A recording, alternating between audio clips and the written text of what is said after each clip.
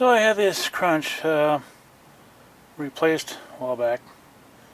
Actually looked at Pliers, really bummed me out, but Leatherman sent this replacement, and these jaws do not want to stay closed. So when I go to open this, it generally wants to fight me. And I actually use these quite a bit. I use them several times a day. I like the crunch. But when it used to have, I'd fold that over and it would click and it would stay shut. These do not stay shut for the life of them. And it's annoying when they try to close them up, because you got to slide over here and then it wants to pop out. So it just wants to pop out, and it's just it's annoying. I don't think it's a warranty issue, but if it would just stay put.